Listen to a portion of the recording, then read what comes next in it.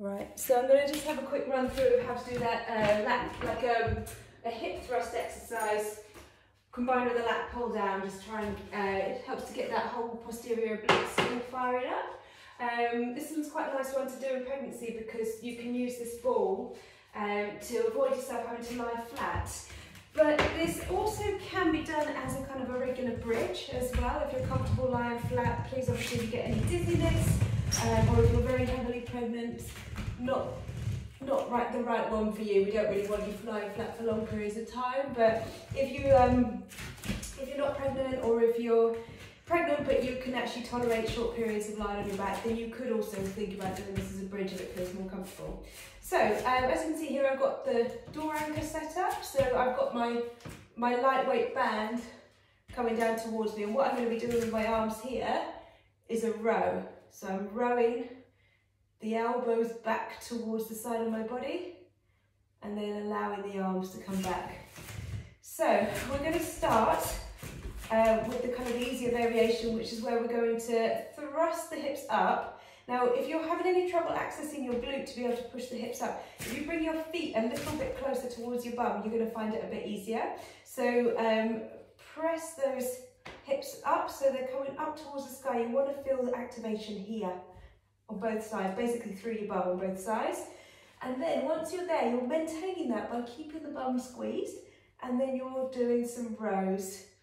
So the number of rows that you do per set is the number that you can stay comfortably active through your bum muscles, so you're still nicely activated here. So I'm just going to do 5 just as an example. And then you would let the arms rest, carry on holding the band, but they're resting. You're dropping the hips back down to the start position. When you're ready again, we're going to squeeze through the bum, lifting it up towards the sky. We're now doing our rows. Okay. If you're getting a lot of tension through your neck, that is something that can happen for a lot of people doing this position. If you need to take breaks for your neck, that's fine as well. Okay, we'll do one more rep like that. So then we're going to press up, row,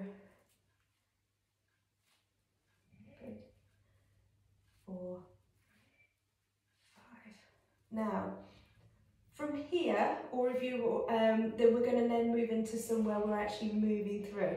Now, if you find the ones where we're actually moving with the rows and the thrusts at the same time, if you find that they're too tricky to coordinate, you can just stick with doing a couple more of the ones that we just did. But if you're feeling like you'd like to give these other ones a go, then definitely move on to these ones. So what we're going to do is we're going to row at the same time as we thrust. The arms come back as we drop the hips down. Row, thrust, and again I'm just throwing a little bit of a gentle exhale through the nose as I start that movement, because that will naturally make the inner core sink up. So you'll feel your tummy, your bump naturally drawing in towards you. You'll feel your pelvic floor participating at a gentle level. And more than anything, we're just making sure that there's absolutely no breath holding.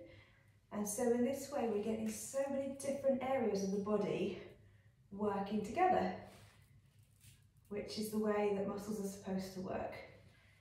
And again, you just go to that number of repetitions that you can manage, good form, throughout the whole exercise.